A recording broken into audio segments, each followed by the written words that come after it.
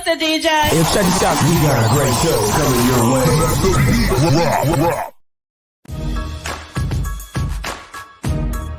From the ECSI Sports Studios, it's the Midday Market Report with Jeff Dawson.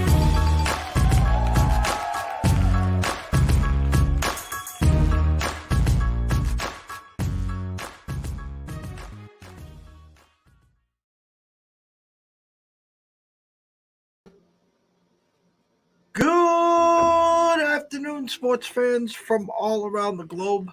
I'm your host, Jeff Dawson, East Coast Sports Investors. This is your closing bell for November 30th, 2022, the last day of November, as December 1st is tomorrow. 31 days left in this year. 2022, what a year it's been. Some great ups, some great downs. But for the most part, we're all still here hanging around. ECSI VIPs, I don't know what to say. 13-1 run. Monday, we started out 1-0. Last night, we go 2-0. Wake Forest, Wisconsin, over 130. And I think there was 150-something points scored. And the Flames team total over 3.5. I think they got 6. I think that was the final there. Amazing run. And just a great way to finish November up in style. And now we just get ready for December. Knocking on our door will be here. Less than 8 hours. What else? I've been watching soccer on both TVs at the office. Argentina, a surgical 2-0 win. Thanks, Messi, for the missed penalty kick. I only got you in the golden boot, but hey, we didn't need that goal anyways. And then Mexico. If you watch the Mexico game, OMG, Mexico won 2-1. They were dominating 2-0. They needed one more goal. They could have had 5 or 6 goals, and they give up a goal late, and 2-1 they win, but they're out. As everyone gets ready for the U.S. on Saturday morning, I think at 9 o'clock. That sets up great because after that game, you get right into the college football championships. You know what? I'm going to bring him in because I'm just going to, for the last time, just vent a little about this and then see where he stands as well. And shout out, as always, to Mr. TJ is joining us now. TJ, good afternoon. Here from the ECSI group, but let's bring Riley in because I'm just going to speak my mind and then I'm going to let him speak his mind. The one and only South Side Riley himself. What is up, Riley? What is up, my friend? Happy Wednesday afternoon. Thank you for bringing me on, as always, obviously. So happy to be here. Big Ten ACC slate again tonight for the third straight night. Good slate of action last night. Some NBA action. So I'm ready to rock, my friend. But please take the stage. Go ahead. Shout out, as I just said, to TJ. You know what? I sat there and I was tied up on a couple phone calls as ESPN was unveiling, top 20 down. And I got on at like 8 and then 8, then 7. And then, of course, I see Bama 6, Ohio State 5. And I sit here and it has absolutely zero to do with the fact that I had that circuit ticket alive. And I've actually seen people talk about going to get Bama right now at plus 8,000 to win the championship because they're holding out hope if USC lost and TCU lost, that Ohio State and Bama would get in, and that would be the ultimate backdoor. I think TCU deserves, win or lose, to be in. That's my take. They've handled their business. They're getting the extra game because they're undefeated. They're in. In my eyes, they're in. All along, I thought Ohio State was a great team. There was zero about them that I don't like. The fact of the matter is, on Saturday, they had the opportunity to not even have this discussion. They were 9-point favorites. I know that has nothing to do for most people. They were 9-point favorites at home against the Michigan team without technically their best back. My eyes don't deceive me, Riley. In the fourth quarter, Ohio State at home Yeah. quit. They quit. Mhm. I mean, what they allow an 83-yard touchdown, 75-yard Yeah. touchdown. They had the heart ripped right out of them. I guess the bottom line is just the fact that Bama has a 2-loss, and it didn't matter that they lost on a 2-point conversion, so they lost that game by 1. It didn't matter that they lost on a walk-off field goal, both on the road. And I'll be honest with you, it was not that dominant Alabama team that I thought it would be this year. Bryce Young has had an amazing year. The defensive guy Anderson, I thought was just going to be the next coming to whoever you want to call him. Yeah. He's been quiet. The defense has been quiet. They haven't made their big plays and statements. So I get it. It's not that Alabama chip on their shoulder because they weren't in. They lost last year in the chip.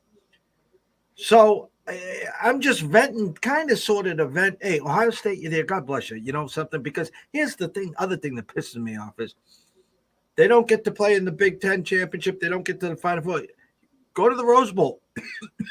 That's your second place trophy is playing at the Rose Bowl. I mean, that used to be the biggest bowl game around, right? I mean, Yeah. For someone like me, yeah, it is. It's as big as that. So I'm going to give you the stage for 1 second here. I want to hear your thoughts on this, and then we're going to take today's board in the show, and we're going to go from there. No, I agree with you that I think TCU is in. I honestly think if they get, I don't know that they'll get embarrassed. I don't think they'll get embarrassed. If they get embarrassed and they give up 40, 50 points and they score 20 or something like that, I think they could get left out. You see, a few weeks ago we were talking about TCU as like no chance they'll be undefeated, this and that. Obviously they're here, so like you said, they took care of business. If they get embarrassed, I think so, but. To your point about Ohio State, they obviously don't want to be in the Rose Bowl. They've gotten to a point where that is a consolation prize, and for everyone else in the Big Ten, it's a massive deal. I love the Rose Bowl to pieces, but it's kind of a death certificate if you keep going there, as opposed to missing out on that college football playoff national championship picture or whatever. So. I don't know. I would still favor Ohio State with a 1 loss, with a loss to the number 2 team in the country. As much as they laid an egg, I hear you. And maybe you would say Alabama's better. Who would be favored on a neutral floor, or neutral field, or even on the road? Alabama would probably be favored, but. I don't know. I think you need, if you're talking Alabama, I think you need both USC and TCU to lose, and I think you need TCU to lose in pretty horrific fashion with 40, 50 points. I think the rankings tell you Ohio State's got the leg up if one of these teams is sneaking in. I would say if I'm with you, TCU is in, but I think if they get embarrassed, if they give up 50 points and lose by 20, 30, I think that could be enough of leaving them out. And Ohio State, obviously, they aren't in their championship, but they're kind of being penalized as far as the division system. They obviously, in almost any other conference, they'd still have a chance at that avenging that loss, right? If they're in the Big 12 or the Pac-12. These teams have a chance of being the second best team in the conference and going there. So I hear you. I think at the end of the day, the best way to say it is, well, in a couple of years, we don't have to worry about it. It'll be 12 teams. So, our prayers as far as, the issues with these types of conversations have kind of been answered in the future here. But I don't know. I don't think Alabama's dead. I think it would be a real long shot to get them in there. And maybe there is no chance of getting them in there at all, and that's already set in stone right now. But I think Ohio State's going to have the leg up if one of these 2 teams falls out, though. And it's kind of funny because I'm trying to think this out. I probably think that they're hoping USC loses, and this is why, because you get a Georgia-Ohio State game, and then you get a Michigan-TCU game. So Michigan-TCU plays first. Just off the top of my head, I have no crystal ball or nothing. I'm probably high on this number and not giving TCU enough respect, but Michigan would probably be about an 8.5 point favorite, I think, against TCU. I could be so far off on that. And then even a Georgia, Ohio State, People will call me crazy here. I'll say Georgia minus 8 or 9. I mean, that's where my head is. I don't know if you've seen any look aheads or heard any look aheads. I haven't heard anything. I feel like you're pretty. I mean, TCU was a 7-point dog in Texas a few weeks ago, so I think you're probably pretty spot on with the 8.5 in that situation for sure. The Georgia Ohio State one, I think that sounds about right. Maybe I'd lean towards 7.5. I don't know though. I haven't seen any look aheads. I don't know if there'll be any that I can pull up for us here. But yeah, I think you're spot on with the Michigan TCU one for sure though. Yeah, I mean, you're right. That's right. Texas was 7-point favorites against them 2 weeks ago. And then they've been short dogs here and there and short favorites. So, again, they're getting the no respect card. And listen, you can score on them, number one. Number two, they have been slow starters. They have come back in the second half. Mm-hmm. Well, if you're down 24-3 against Michigan at halftime, you're not coming back, guys. So, no. I mean, it doesn't matter. Hey, let them have them. And here's the funny. When it goes to 12 teams, Team 13, 14, 15, 16 will be the ones bitching. So no one's just go to go to March Madness when they do the pulling and they're showing the brackets, and then you got Dickie V crying for 45 minutes. How can they not have poor Richmond? Jesus, I know. And I can't wait for it. I and maybe my Illinois boys will be in that conversation, and I'll at least have to be able to be up in arms about why they didn't get in, or are happy that they did get in. But yeah, I don't know. I did see they were trying to get the playoff pushed up to 2024. I don't know if that'll be. I think it's something with the Rose Bowl right now. They're having issues straightening out as far as who gets what game and what not. Because I love the Rose Bowl. To your point. Ohio State at this point has become a consolation prize to them. The Rose Bowl is one of my favorite sporting events of any sport in the entire year. So I hope that one way or another they can preserve that and put some significance on it. And obviously, if it's one of the playoff games, then whatever, that's what it is. But yeah, we'll see. I'm interested to see how it goes, and interested to see what shakes out and who's playing in it this year, because it's still fairly wide open as far as who could be playing in that. And I'll end with this. I think Tulane's had one hell of a year, guys. I love watching them. It's fun. It's good football. They're kind of passing of the torch from Cincinnati. Who the hell wants to see Georgia minus 27 against Tulane in the first round? I mean, thanks, but no thanks, Yeah, no thanks.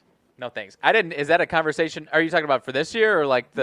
No. If there was a 12 team, if there was a 12 team, sure, and there was no buys or something, and what happens is that one or two team, their star quarterback or running back, wide receiver gets hurt, and they're like, "Holy shit, why are we playing this game?" Blah blah blah blah blah. Yeah. So there's always going to be someone bitching and yelling and complaining, anyways.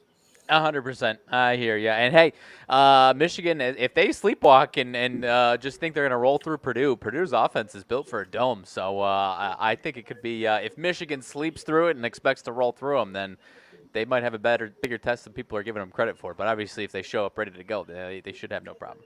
Well, can I say this? It is a perfect letdown spot for them. They're undefeated. They're number 2 in the country. It doesn't matter if they lose. They're already in. They're not dropping. Yeah. No, and that's and if you wanted to, as far as what I said about TCU, if they get embarrassed, they could get dropped out. The same person would say, well, if you feel that way about TCU, maybe you should feel that way about Michigan, and I don't think that's the case because they obviously got it's not the case. It's definitely not the case. They got the win over Ohio State, but I've been as strong as I've felt about Purdue and said their offense is built for a dome. I think I'm definitely taking the 17 points this weekend, and I can tell you that much. Well, I can't wait to figure out the team total on Saturday. How's that sound? Baseball talk. Next week, I reached out to Scotty. Scotty's under the weather, and everyone watching and listening, Wednesday, 1 o'clock is our trip across the border to Andrew to talk some hockey and some CFL and whatever we decide else to talk about. Andrew reached out early this morning. He's under the weather.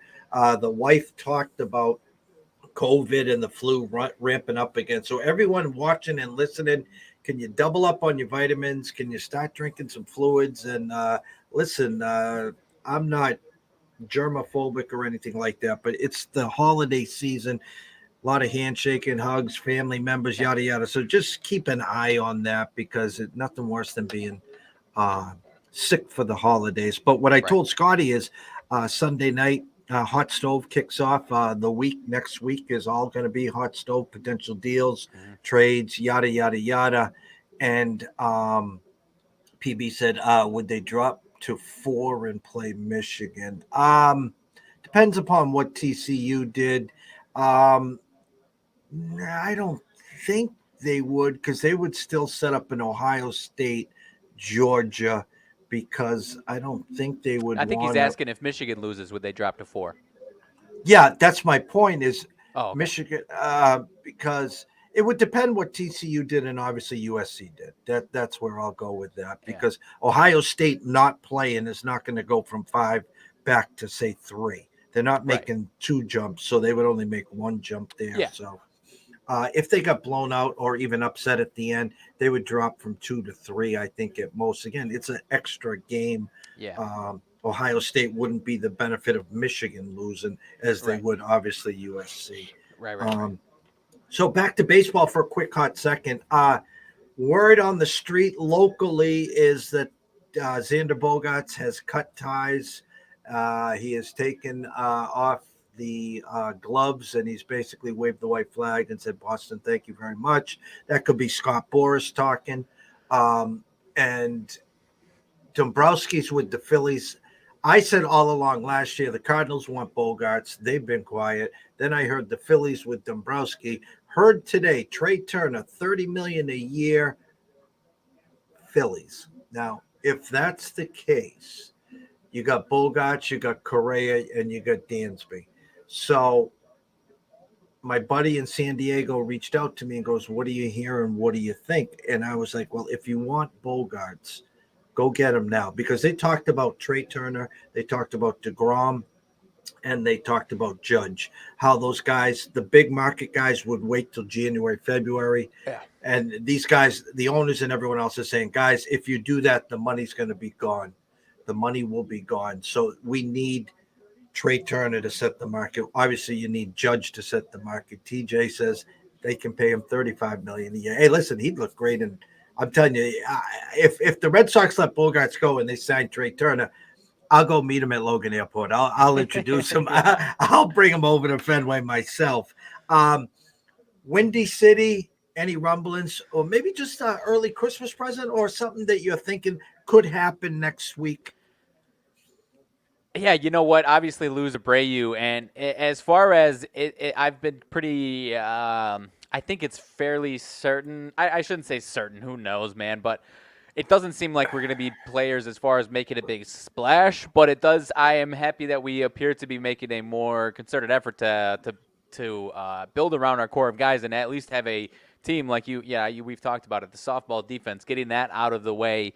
And probably it seems like we're pursuing a left-handed bat for the outfield, which I was very vocal about and upset that they didn't add another one at the trade deadline last year. So to add that would be great. And then, second base as a whole, and we've got a guy, Oscar Colas, coming up in the minor leagues that it sounds like he's going to be or he is a huge prospect. Sounds like he could be, I don't know if ready for day one, or if that's after a month or so, potentially a mainstay in the outfield there. But looks like we're pretty adamant about getting a second baseman, which I've heard Colton Wong is an option, which I would be fairly happy about. I don't know what other options we have there are, and then outfield. There's been a number of different options, and I haven't heard anything the last week or so, but I would imagine a left-handed bat in the outfield and a second baseman, and we obviously just got Clevenger.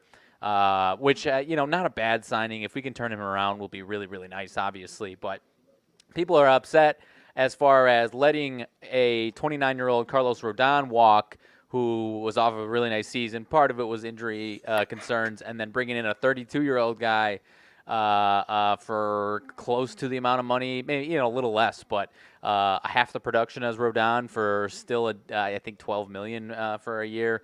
And so kind of just when you compare the two, it does sound, a little bit of an issue there. But obviously, if we can turn Clevenger around and get him into a reliable guy in the rotation, that's really nice there. So I don't know that we'll be able to do much to our rotation. And, getting a bullpen that was really highly rated coming into the season last year that kind of got into form a little bit at the end of the year, a little too late. But if we can get our bullpen bouncing back, Joe Kelly was pretty brutal for most of the year last year, getting him bouncing back if we've got him back. Kendall Graveman as well wasn't bad by any means, but certainly could get better. And then, I don't know. Our bullpen could look very different. So, if our bullpen bounces back, that'd be a huge. But, it seems like we're really relying on our core guys of, either matching what they did in terms of Eloy Jimenez, getting Andrew Vaughn into a comfortable first base spot as opposed to, wearing him down on the outfield which might, give him tired legs at the plate, but also that's very much in the softball defense. He's not an outfielder. Now putting him at first base helps a lot. So I would like to see a bat to, like we've talked about, losing Jose Abreu makes sense defensively, even though he was a good first baseman. It makes sense defensively for our future of like I said, Andrew Vaughn at first base, hopefully getting Eloy Jimenez more time at DH. I'm sure he'll still play some outfield, but not almost an everyday outfielder. He's also not a very good outfielder. So it seems like we're relying on our core group of guys to really take us to where we want to go, as opposed to getting aggressive and signing somebody else, which I believe in a lot of these guys. So I'm fine with it as long as we make some of these moves that make sense and actually kind of round out our team, as opposed to a few Band-Aid spots last offseason that obviously didn't really work out well. And obviously our core group of guys wasn't fantastic, but now we've got some new coaching staff changes that I'm happy about. So I'm going to be optimistic going forward into next season. But, I'm not quite sure what the ceiling will be, honestly. The college hoop scene, it was comical. Released 2 games last night, left one on the desk, and my eyes have been – it must be the carrot juice that I'm drinking. No, I'm not drinking carrot juice, guys. That was a joke. Been spot on, and I caught something, and I was looking at the numbers, and I was like, this number seems a little high. Then I do a little more research, and I'm talking Baylor and Marquette. Marquette was getting 5.5, and then I see Baylor has the Zags on Friday, and my accountant says, "Oh my God, look what Marquette's doing," and it was 40-20, and then I told him that story, and then sure enough, so Baylor gets caught with their pants down, looking ahead to the Zags, and Marquette pants them. Going back and forth with Julian Edlow of DraftKings, he was talking about a look-ahead line of Indiana to possibly pick them against North Carolina tonight, and the overnight line initially was 7. And then I told them, I said 4 overtimes will do that to you. And then they've come out with 4.5. So they kind of figured that one out. I'm going to say this for tomorrow. I'm debating to drive up there. Hey, listen, I was shocked what UConn did over the weekend, over Thanksgiving, with the Oregon, Alabama, Iowa State. 9.5-point favorites against Oklahoma State here. I mean, again, is Rudy Gay playing? I mean, listen, I know we look great. Don't get me wrong, okay? But this is not Rudy Gay, and I'll list a mile long here. Kemba Walker, Hamilton. Listen, these guys were supposed to be good come February and March. They're not supposed to come out of the gate this good, so it could be scary there. But 9.5 looks a little steep to me. Yeah. Tonight's slate, interesting. And I just wanted to say this. It was funny. There's a game going on right now, Wyoming and Santa Clara. The overnight number was 2.5. It was 6.5 because 2 guys were out, another guy was questionable. Guys, again, when it comes to these injuries, don't buy the hook. Don't just run to the window because 2 or 3 guys are potentially out. Maybe one comes off the bench and he's not starting, and that number has been corrected. Just let someone else deal with it and play around with it. And I'm putting my hat in the ring. I got a 3-team tournament right now that I'd like to see, and that is Florida State, Georgetown, and Louisville. I think all 3 of them deserve to go into an arena and to play the best of 5, and whoever comes out gets to keep playing, and the other 2 can take the rest of the year off. Sheesh. I mean, you could combine all 3 teams, and I don't know what you would get out of those 3 teams there. I mean, Louisville themselves, oh my goodness. I mean, hats off to Maryland. Maryland deserves some credit as well. I mean, but, that's obviously, I don't know how many teams in a row just beating the pants off of Louisville there. So, Georgetown tonight, 16.5-point dogs to Texas Tech. FSU, same thing to Purdue, which interested to hear what your thoughts are on that one. But, I like the Big Ten and ACC slate tonight. Let's see. Big Ten ACC challenge tonight. I was on Michigan last night. Got the win with that one. Plus 3.5, 4.5. They obviously lose by 2. And then what was the other one? I had not Big Ten ACC. I had Wichita State plus a 2.5. They went to overtime, then lose by 4, so I lost on that one. And then I had the Dallas Mavericks. So I went 2-1 yesterday. So I've got a few interests here tonight. Let's start with that Purdue and FSU. The entire world appears to be on Purdue after what they've done, rightfully, and I completely understand it. Despite what you said, is this a stay away from you, or is this a spot where you think Purdue should wake up? Purdue comes back down to life a little bit, at least. I think Purdue is really good, but Purdue is going to be. I don't know about looking ahead because they get the worst team in the Big Ten, but Big Ten game on Sunday against Minnesota. I don't know if you would call that a look-ahead spot, but any interest in taking the points with Florida State and trying to prove anyone wrong or trying to bounce back from what they've had the first 8 games here? You want to be that guy. You want to be the guy that sits there and holds the golden ticket, and I'm trying to pull it up right here, and they're that far down. Come on now. Don't eyes deceive me. It can't be that. I'm looking for where they can't be that far down. I'm looking at what KenPom has to say initially, and you know what? Not to cut you off, but had these games been last night, I might have, or at least this one been last night, I might have played it. But when you look at some of these games from last night that had these big spreads, Illinois blows out Syracuse by almost 30. Same thing, Maryland, Louisville, and then Iowa, Georgia Tech was pretty spot on, 15.5. That's a little different case. So I don't know. Maybe it's spot on. Maybe this is rightfully so, and they're going to win by 30. But I don't know. Maybe the team total at 59.5 there for Florida State. I don't know. Purdue, KenPom's got it 77-63. They got it at 14. He's got Purdue right now 7th. Florida State 164. Never in my history have I seen Florida State getting this many at home. That's even against a number 1 North Carolina or a number 1 Duke. Never. The wheels have definitely fallen off. A nice letdown spot, obviously, for Purdue. You would expect a wake-up spot for Florida State. And then let me see here if I can get some overnight numbers, because I thought there was a corrected number on that one initially. The actual number is 12.5 with a 141. It's down to 136-16. So what you're seeing with these big spreads, I was looking at the Texas Tech over because I know I've told you this 100 times, and anyone watching and listening, I know I've told you guys this too. I'm going back to Wisconsin last night, and you can add Virginia to that. Okay, those teams are 112, 114, 116 over-unders. Okay. When you see a 130 over-under with a Wisconsin, with a Virginia, you run to the window and you hit the over. It's an auto bet. Okay. And last night in the Wisconsin game, my new spreadsheet had 141 and they were giving me 130, and I'm like 130.5. And I'm like, okay. And, it was early, a lot of score, and then in the middle of the first half it slowed down, and they were right around 70 at halftime. The last 4 or 5 minutes it just shot right over. Yeah, throw in Northwest.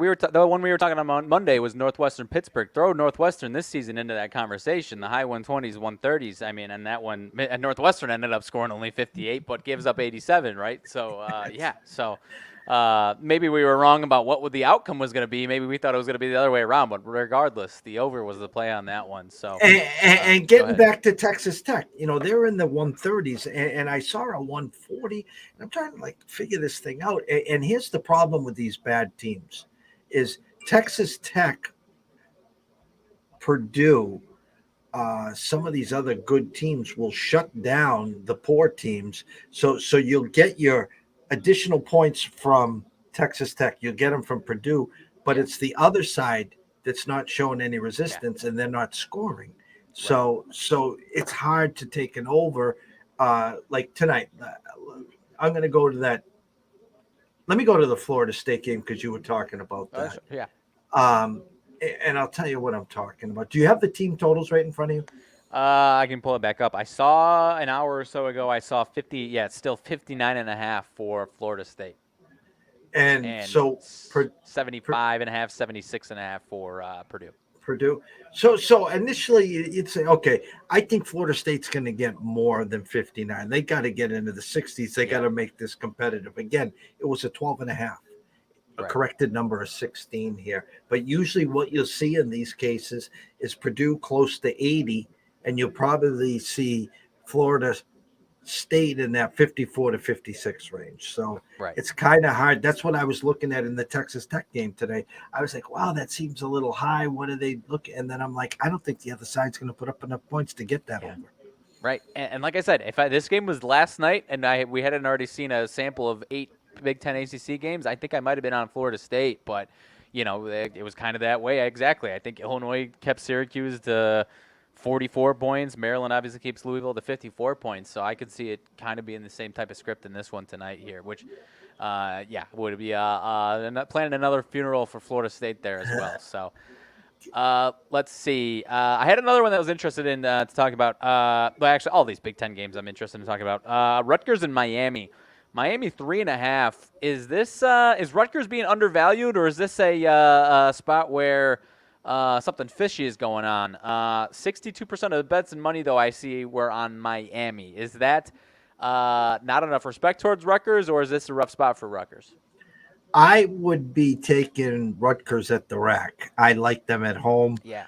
I'm scared shitless of them on the road, but I'll just give you a little inside info here, gentlemen and ladies listening. The overnight number was 1.5, and there's only one way that number goes, and that goes to 3. The public is all in on Miami. The sharper side here is Rutgers. 135.5. That is now 136 or 136.5. Basic math here, 101, 65, 65, 67, 67, 68, 68. First one to 70 wins. I'll go Rutgers 70, and I'll go Miami 66. I'm with you. I was interested in Rutgers, and that, it was okay, well, if it was at Rutgers, I'd be all over them, but there's still a little bit of that hesitation. You almost want to see them do it once on the road, and okay, this team's different than last year. They'll take care of business both places. But I don't know. That one was definitely one that I'm interested in. I might be playing that one for sure. Ohio State and Duke, especially early on in the year, you got a 17th ranked Duke, at least AP top 25, 25 for Ohio State. Do you feel like, I always assume that these Duke lines are inflated to some degree with the Tabby national brand that they have. Do you feel like that is the case tonight, or do you think this one's fair? Lack of respect, I think, for Ohio State, number one. We've talked for a while about them. They're a good team this year. Yeah. And Duke coming off a loss on Sunday, so you're going to get the inflated price there as well. So do I expect to bounce back Duke? I do with the crazies.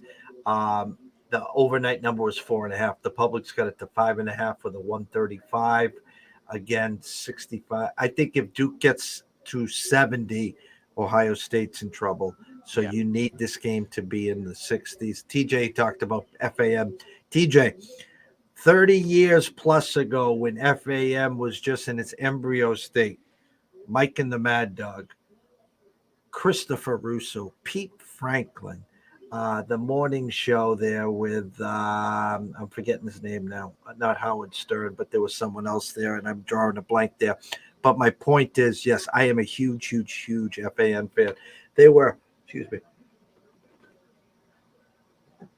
I did a lot of driving in my younger days, and I had FAN on 24/7, and with the schmoozer at night, and Chris and Mike during the day, and I loved them. And it's a long, long way now where they are now. Mike not there, Chris on Sirius Radio and stuff, but it is what it is. But spot on the inflated price. That's the hard part with the big time teams.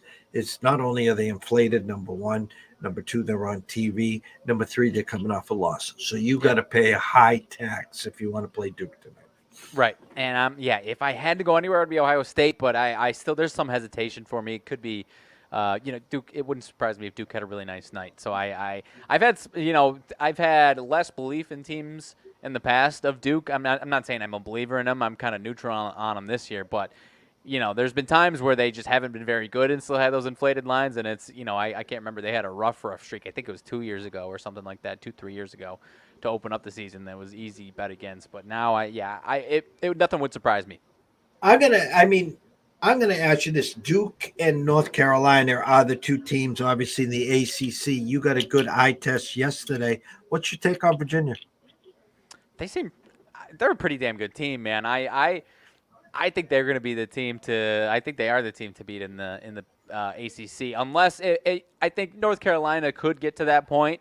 But like last year, it might take until March. So I think this is another kind of back to what we saw. I mean, how many years in a row, or 3 out of 4 years, was Virginia the team even before they had the national championship? So I kind of put it in that respect there. Obviously had the close wins to Michigan and Illinois that they could have lost, but they obviously they're a team that seems to know how to win. They got Kihei Clark still, and I think at this point that experience is close to unmatched in the country right now as far as that type of closing experience and highs and lows that he's seen the last few years. So I think Virginia's really damn good. I agree. I think they're good. And the difference between them this year and a handful of years ago is they actually can score more points. They have a little better offense. It's not watching paint dry, again, with a 115 under over and, you're sweating to get to 60, Yeah, right. So I'm interested to see what happens. I don't know. Obviously, there's a couple of random conference games, so I'm interested. I don't know if they've got anybody coming up. But let's go UNC, Indiana. UNC, 2 straight losses now, Bama and Iowa State. You mentioned it. The 4 overtime game is certainly going to be taxing.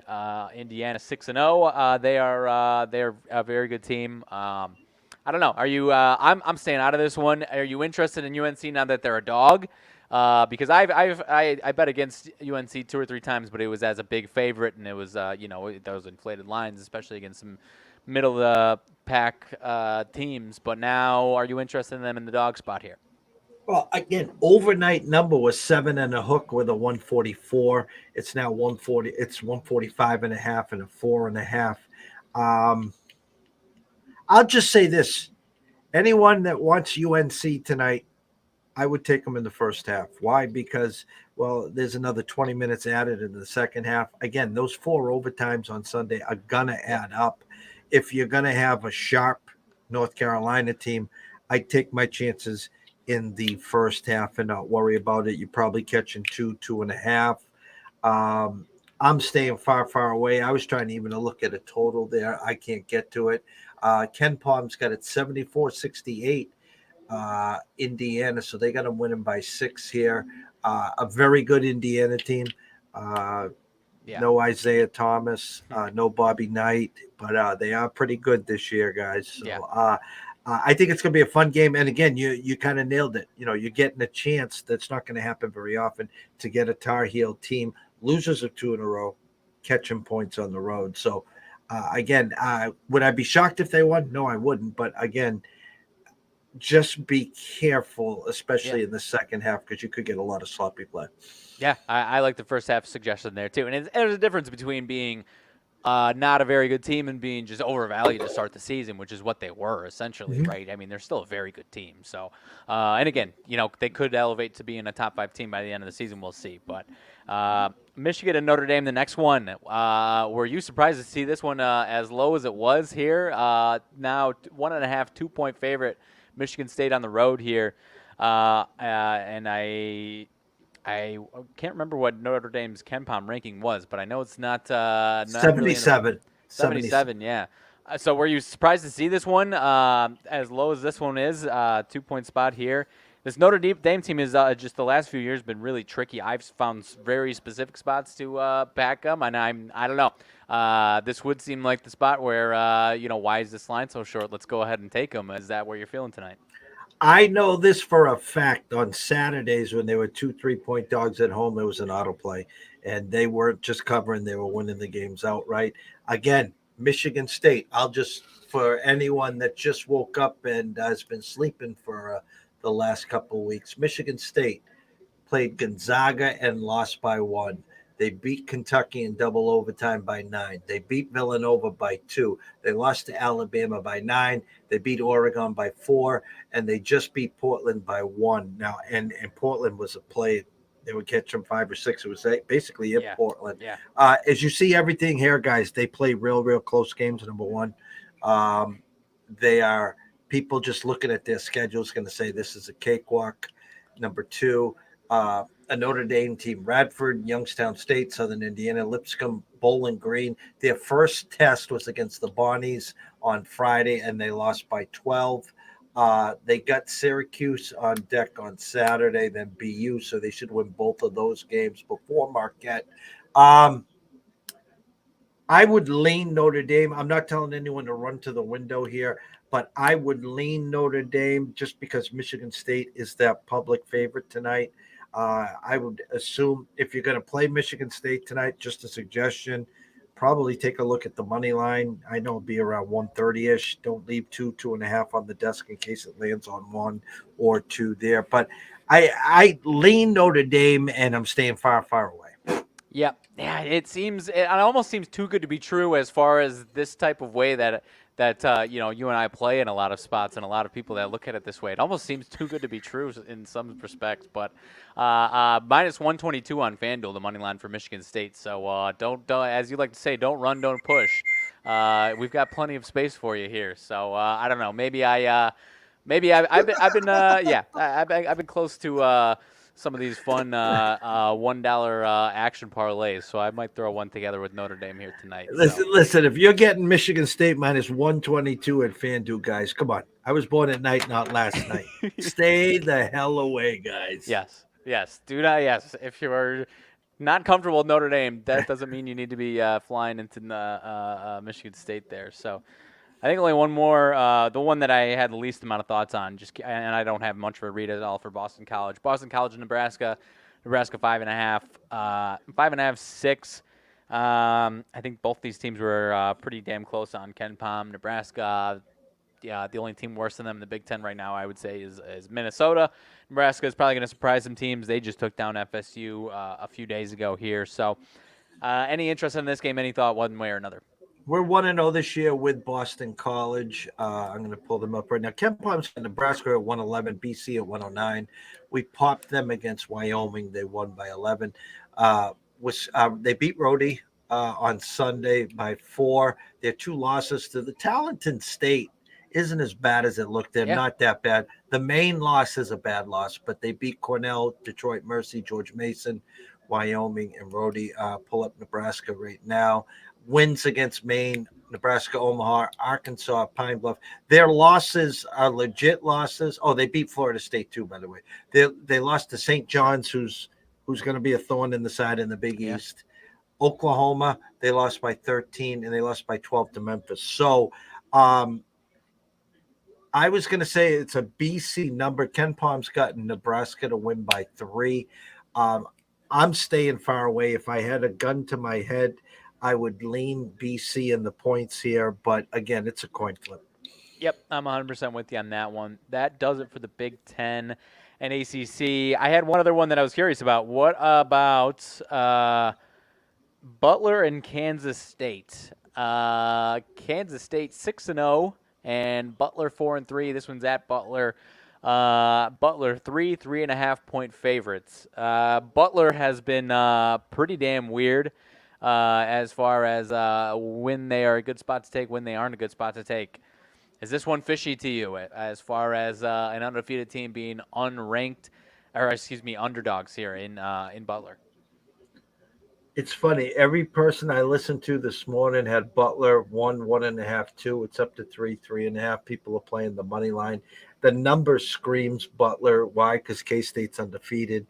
But again, they don't have that star power. They don't have the if that was Kansas, for instance, undefeated coming into Butler, they'd be 6-7 point favorites. But it's Kansas State. I'm trying to find an overnight number here for you. Kansas State's like 51st in Ken Palm, and Butler's 94th or something like that. Butler 94, Kansas State 51. He's got Kansas State 69-68. So an overnight number here, guys. Butler 1.5 and 137. It's up to 3. There's some spots lean into 3.5. This is called betting on the come, guys. Mm-hmm. It's not a great Butler team, number one. Number two, Brad Stevens isn't walking through that door. Okay. And I will say that a lot this year. Okay. So people are betting on the come. Would I have taken a Butler minus 1.5 or a minus 118 on the money line if I had to play the game? Sure. I'm not taking a Butler minus 3 against Kansas State. Absolutely no chance.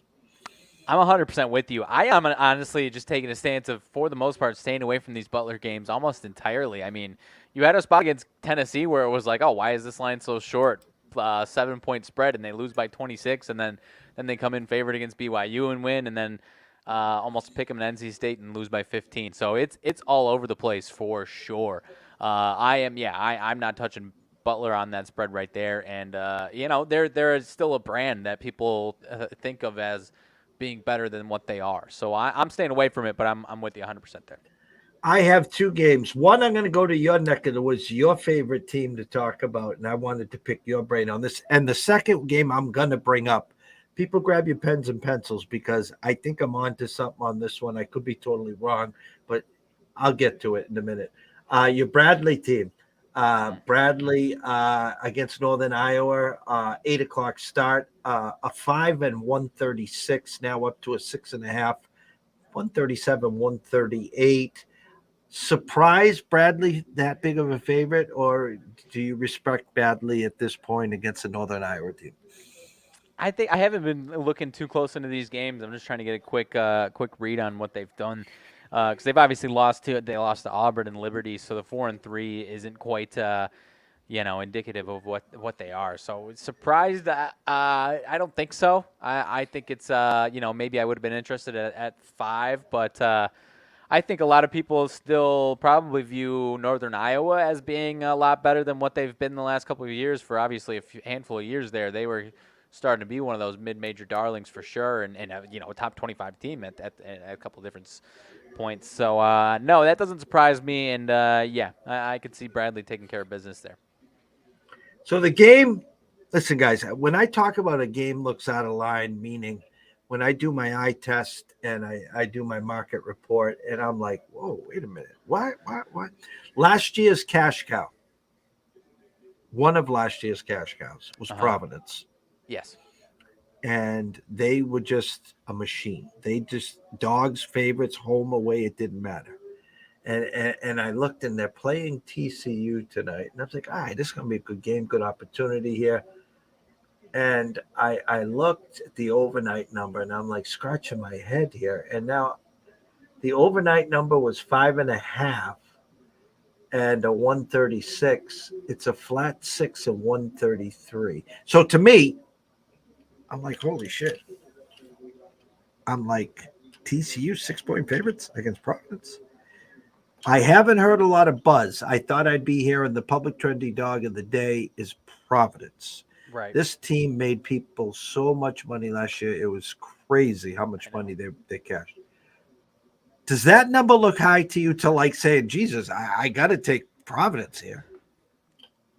It does, because like you said, if Providence was this public trendy dog, I think people are already almost forgotten about that to some degree, almost maybe. I don't know, because I'm seeing here 55% of bets on Providence minus or plus the 6, but TCU getting the majority of the money over here on this public book. So, which is interesting to me. I don't know. I don't know. I don't think people are believing in them as much as they were. So, are you saying you're interested in Providence now that it's inflated to that level? Well, I thought you set a number hoping to get two-way action, but usually you set a number where, okay, we need Providence money, so we're going to set it higher. Mm-hmm. If I told you, here's another thing, guys, when you're doing your homework overnight into the days, a lot of tournaments are going on. A lot of when you start the season and you're a big-time program, you host a lot of games against cupcakes. Yeah. Providence started the year at home against Rider, at home against Northeastern.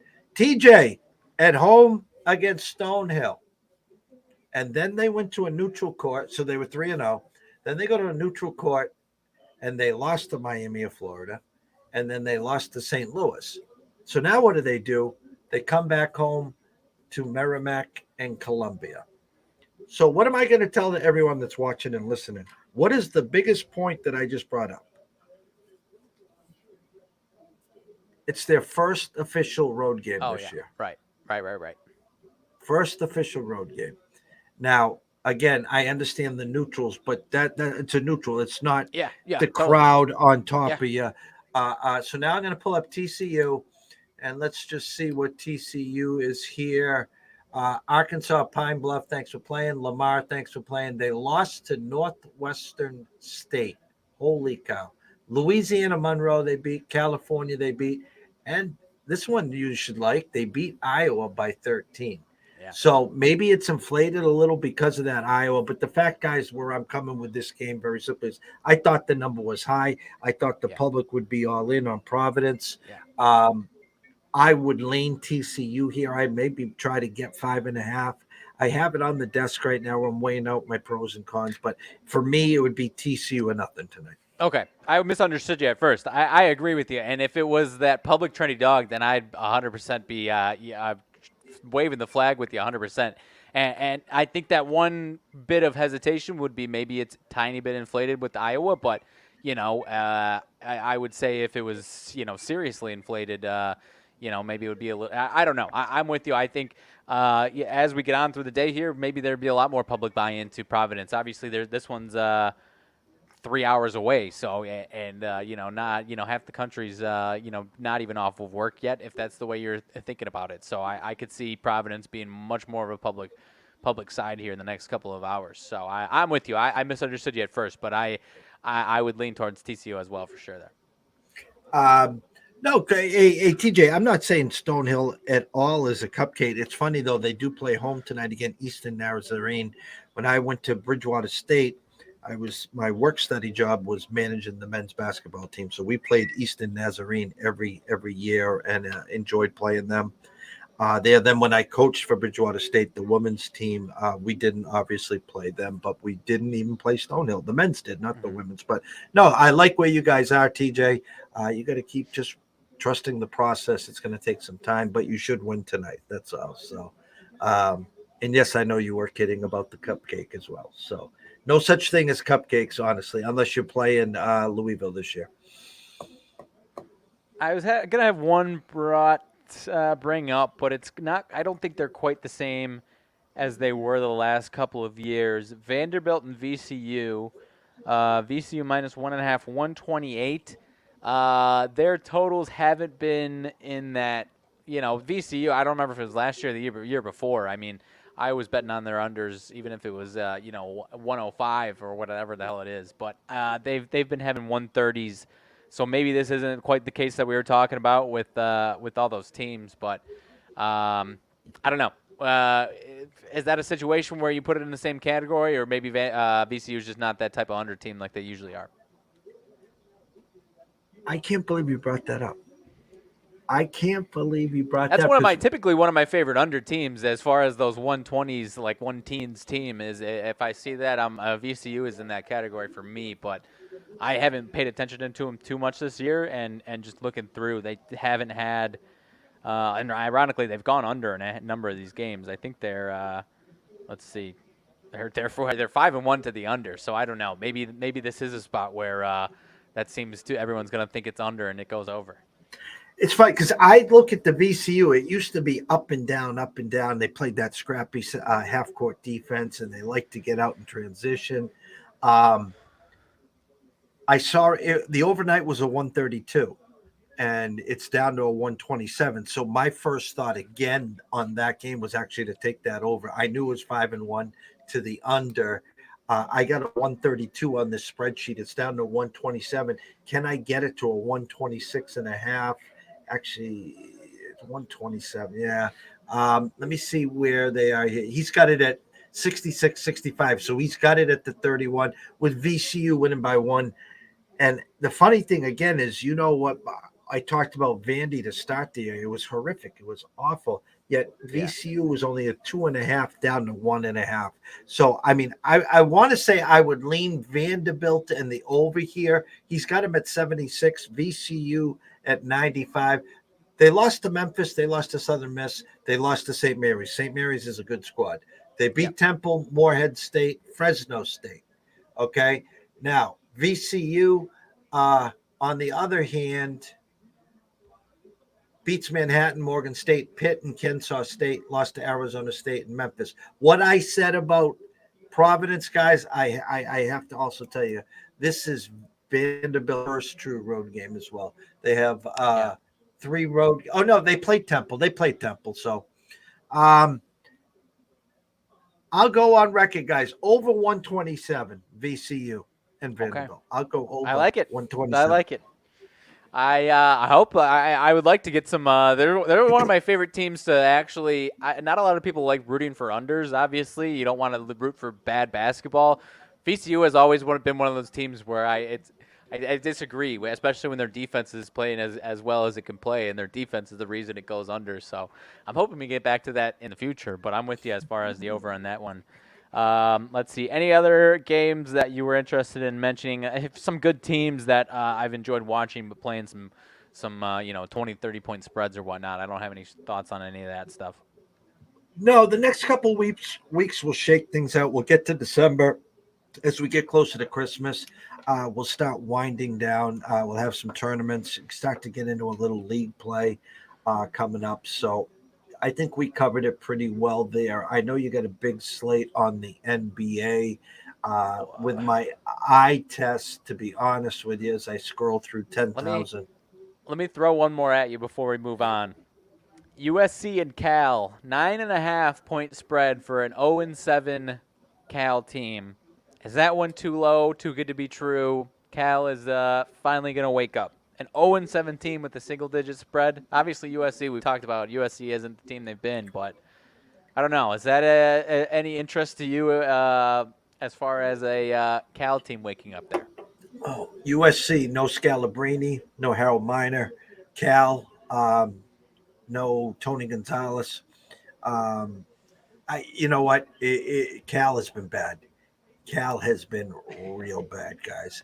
UC Davis, who's okay this year, guys. UC Davis is okay. Kansas State, undefeated. UC San Diego, Southern, Texas State. They lost to TCU by 11, and they just lost to Clemson by 8. So now we go to USC. Let's see what they have. They lost to Florida Gulf Coast. Then they beat Alabama State, Vermont, Mount St. Mary's, BYU.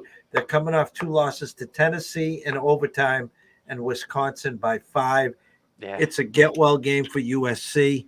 Am I telling you to run to the window and lay the lumber? I am not. But should they win by double digits? I think so.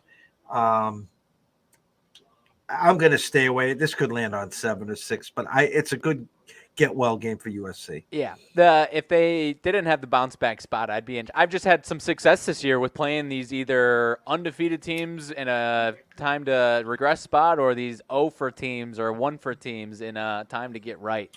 But, yeah, the USC situation of losing and playing 2 good games against those two good teams there. So I'll turn off of it, but was at least interested in that one a little bit there. So I'll stay away from it. But if you want to move to the NBA, a handful of games. I don't have any strong plays at this point, at least.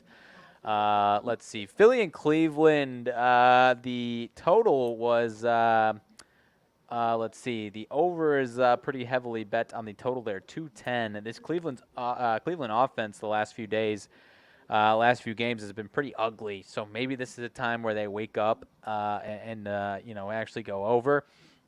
They are minus 3.5. I know the Sixers have Embiid back. I still believe they're without Max. Yeah, Maxey I think is still out. So I don't have any strong thoughts on this one.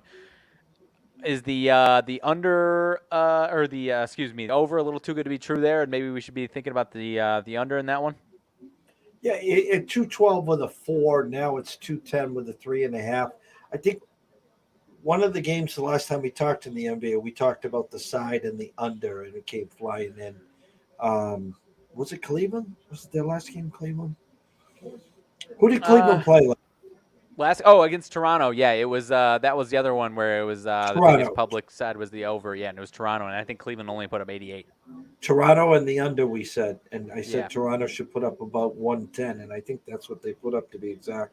Um, so, with that said, this Philly team, some of these teams are just playing out the string. They remember what the Celtics did in the second half, and they're just trying to get ready. It looked like Harden's coming back for the Houston game.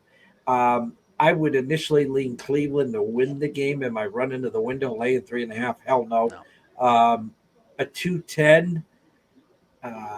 What are they telling us here? They're telling us 107, 103. So if I asked you right now, what are the two team totals for Philadelphia and Cleveland? 106.5 for Cleveland, and either 103.5 or 104.5, differing.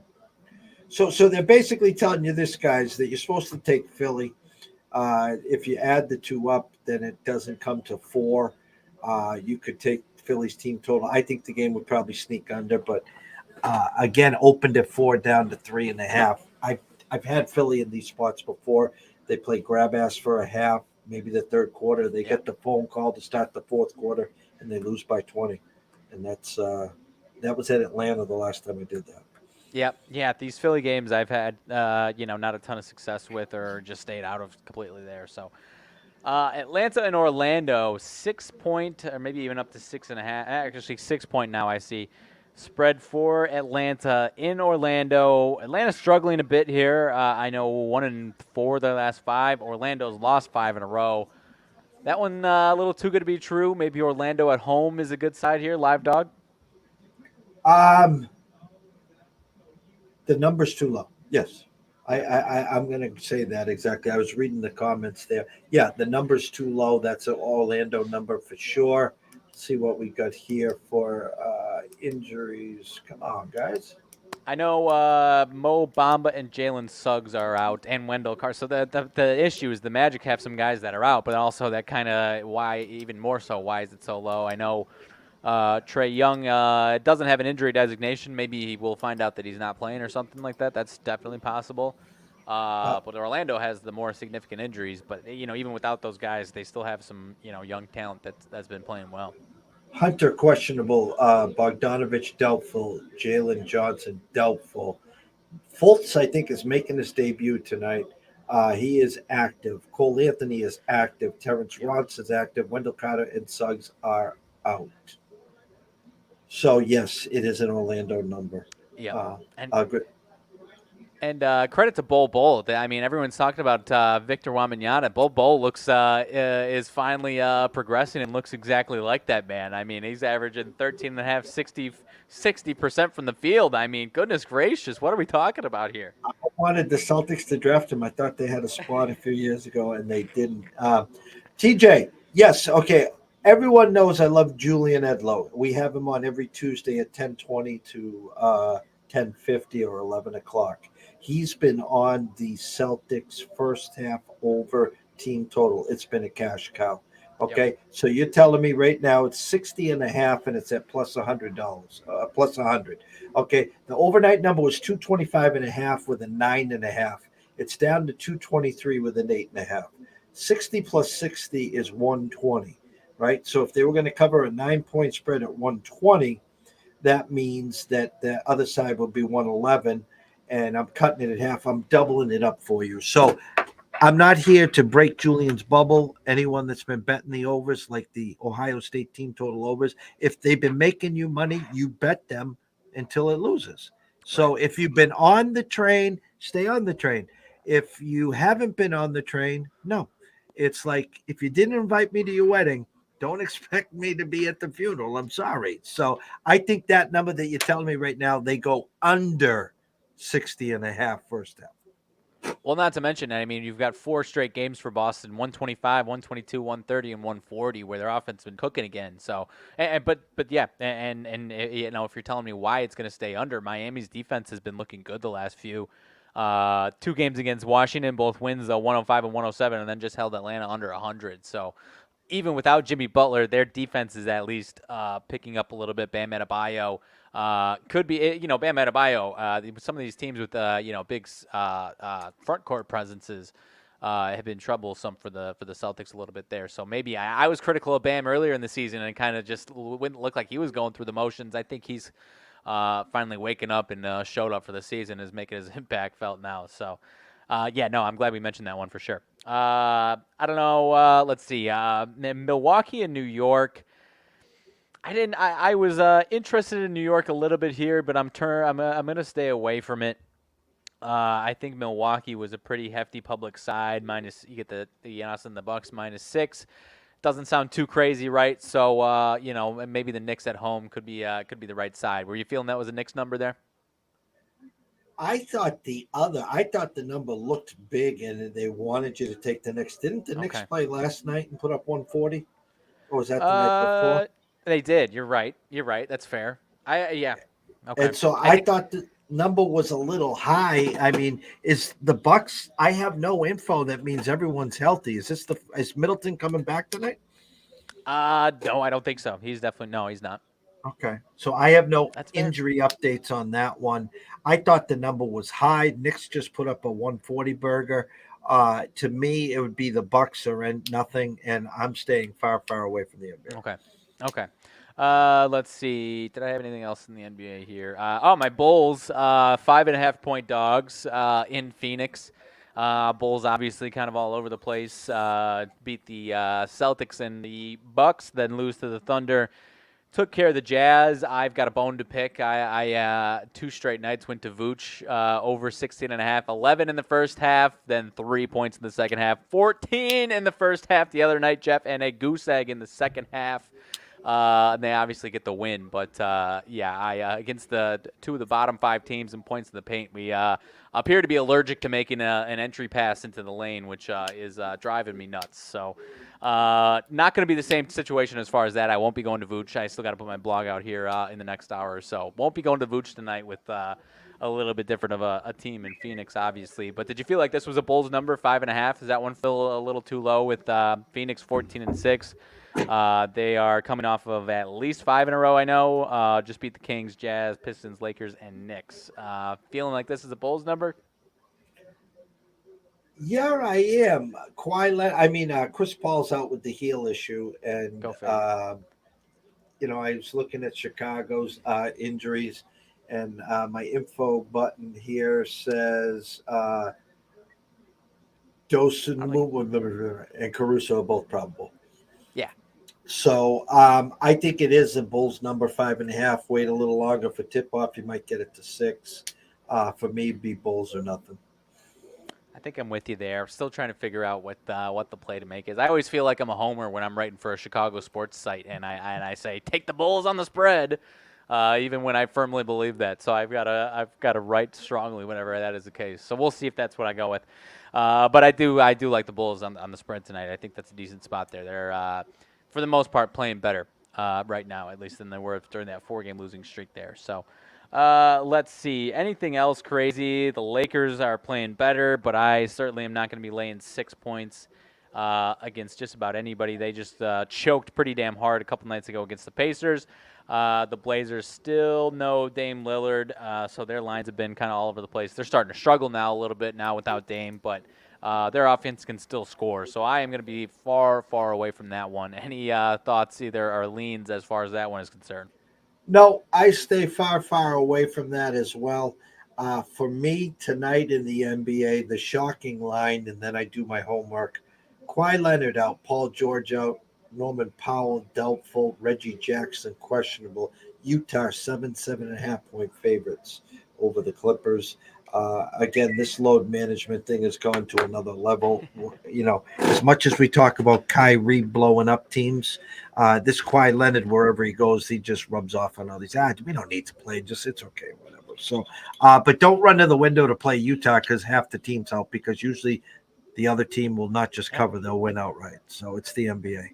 And Utah's defense has kind of fallen through the floor, and Lauri Markkanen was fantastic against the Bulls the other night, but kind of an emotional night as far as putting up a big performance against his former team. So maybe he's not hitting shots like he was the other night. He kind of tailed off the end of that Bulls game a little bit. So I don't know. I certainly am not playing it, but yeah, the Clippers with all those injuries for whatever reason, if I had to do anything in that game, that might be where I go there. So Pacers and Kings, two of the surprise teams so far. Kings have finally come back down to earth.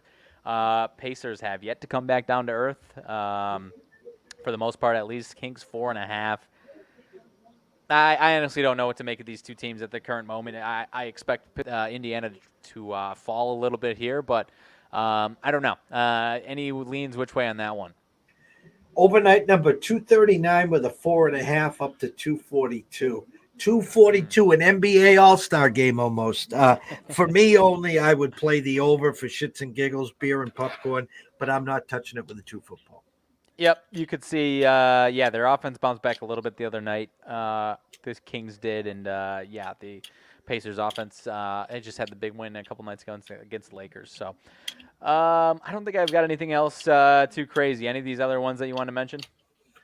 I don't see anything that's jumping off the board. I mean, Toronto 2.5 3-point favorites at New Orleans. Seems fair, spot on almost. Yeah. I don't know. Maybe, I don't know. A little something that caught my eye, but I guess maybe more because Towns is now officially out. Who else is out there?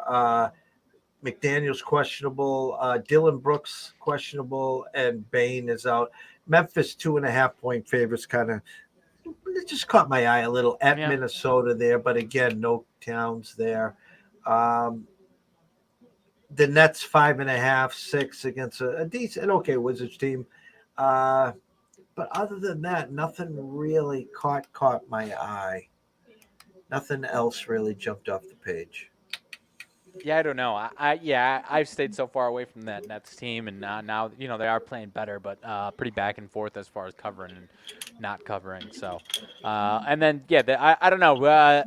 So are you leaning towards as far as if you had to go to the spread on the Celtics and Heat game, maybe the Heat and the points, or do you think it's just maybe don't take the first half over or any overs in this game?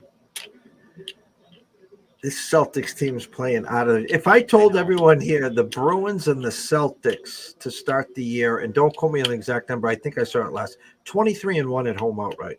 The combined Bruins and the Celtics at home to start the year. Celtics 10-1. And see what the Bruins are. Bruins 13-0. That's 23-1. That's 23-1 right there, man. Wow. Was it my Bulls? Are my Bulls the only one, or you? Was it the? That was my Bull. Was it at Boston where we got you? Yeah. So hey, look at us.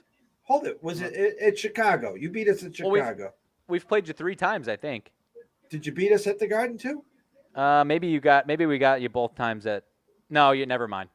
We got you. I think we got you twice at the United Center. Yep. Okay. So not us. All right. I could hold something over you. I was looking at the hockey. There's only 4 games in hockey, and I'm trying to eye a total for everyone here. Our totals have been sharper than a Ginsu lately. Our team totals, that is. And looking at the over-unders, some 6.5s. There is a 6. Looking at the team totals, like Rangers and Ottawa, they're both 3.5 juiced under. Rangers were minus 145, and Ottawa was 165 today, and they dropped down to minus 145. So my eyes think one of those teams get to 4.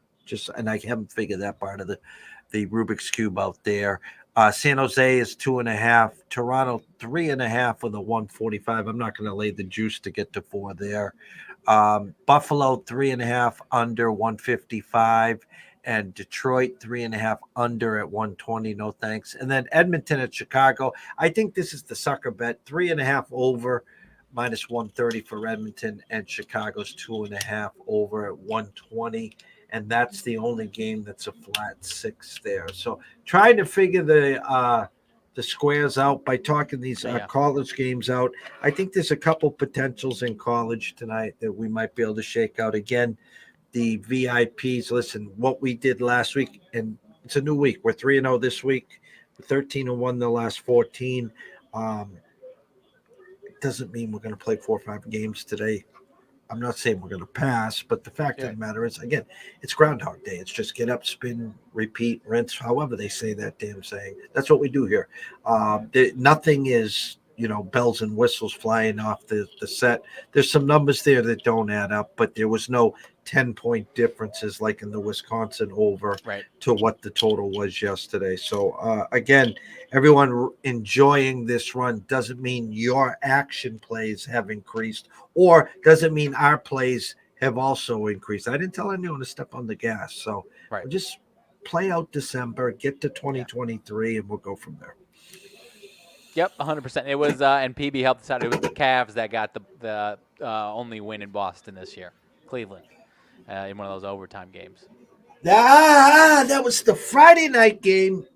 Doctor reached out to me. What did I think? I says, they either cover or they lose outright. Celtics had a huge lead. Cleveland comes all the way back, ties it in the fourth, beats them in overtime. Applause. Thank you, thank you, thank you. Yes, and as far as my Blackhawks are on life support, going back to NHL right there. I think 7 in a row in the loss column, or maybe a couple overtime points. But yeah, my Blackhawks are on life support, which obviously was to be expected coming into the season. But I was hoping we might be one of those nobody believes in us teams this year, but obviously not the case. That's going south fast. Trade deadline? Are you going to move Kane or anything, or what are you doing? I don't know, man. You know me. I'm not as tapped into the NHL as I am the other ones, and I'm a Blackhawks fan, but I don't analyze all the if I've been vocal, I wouldn't be surprised if they trade him. I from what I see, I think it would make sense, and as much as it would hurt our fan base, and we would love to see him and Taze retire Blackhawks, and Taze isn't obviously the commodity he was 5 years ago, or 6-7 years ago, whatever it is. But Kane obviously still got some high level hockey into him, and I don't know that you if you're him, do you want to waste 2-3 years of your extended prime here, last bit of your prime, if you want to call it that, or even 80-90% of your prime on a rebuilding team? I wouldn't want to do that. So I would understand if he wanted to go somewhere and win, but I don't know. I don't know what they do and how they do it. Their moves have been questionable at best the last few years. So I hope he retires a Blackhawk. He's my favorite hockey player, one of my favorite athletes of all time. So I hope he can retire a Blackhawk. But if if we get a ransom for him, then King's ransom for him, then maybe I'll change my mind. I would love Patrick Kane in Boston. That's just me, but I think the asking price will be way too high.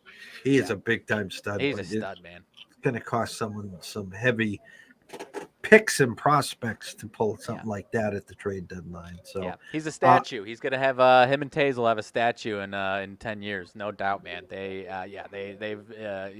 turned. I didn't grow up on hockey, and there's a million people like me in the Chicagoland, Illinois area that didn't grow up on hockey that now love the Blackhawks. So him and Taze will definitely have a statue.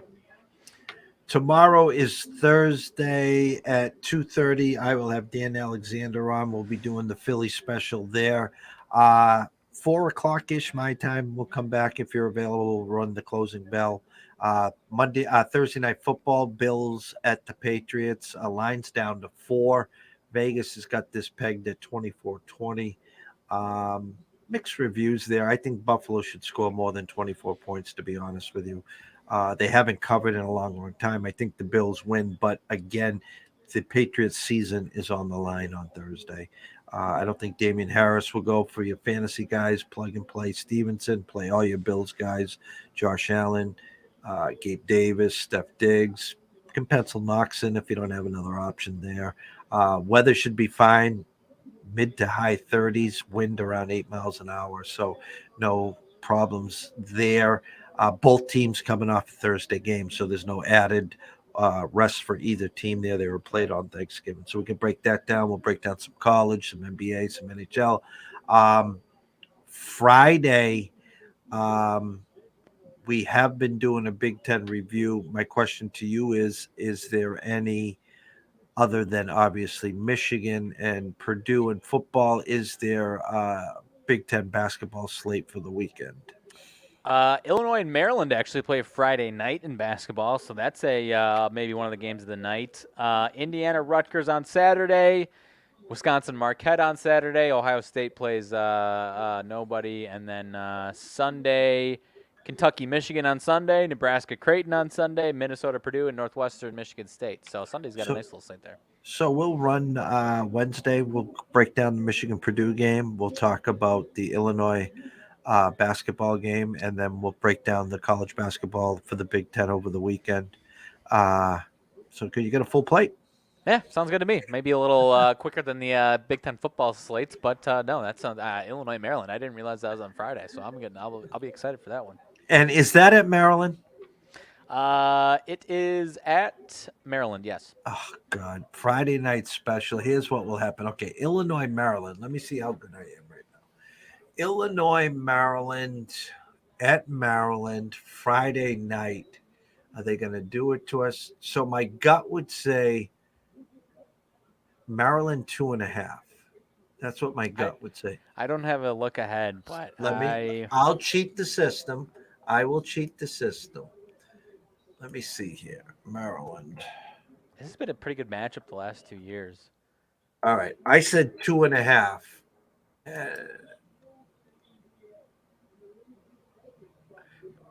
He's got him 74-71, so he's got him at 3. So I was pretty good there. So, and I'll tell you this: if I take Maryland, they're undefeated, by the way. If I take Maryland, and whoever's watching the show, if I take Maryland on Friday, you run to the window, you play Illinois money line. Take them then. Take them for me.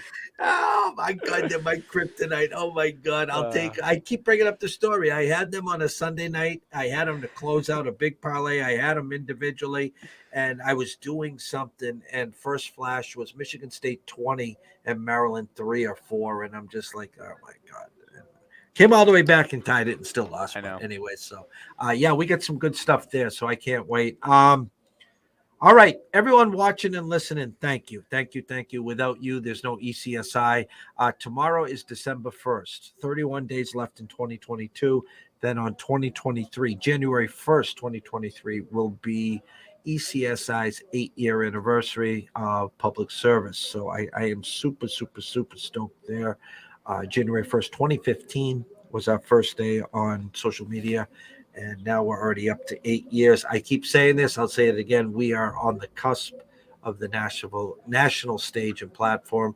Who, I don't know. A lot of people knocking, a lot of irons in the fire, a lot of work to be done there. But we'll be somewhere come 2023 as Mass gets closer to launch. We'll be doing a lot of stuff with local radio stations. Speaking of that, 9:15, anyone bored? Die Hard Radio, Sports Map Radio, Anthony Pepe tonight. I will be on at 9:15 for a few minutes talking whatever he asks me. So that's always a good take there. So nice. Closing thoughts, sir.